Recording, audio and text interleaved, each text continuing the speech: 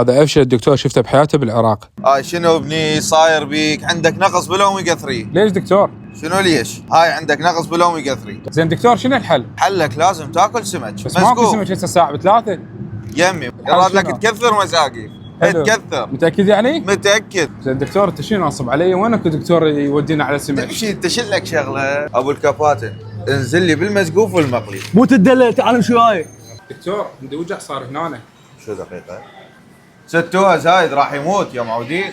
ما بقى شيء وراح تستوي.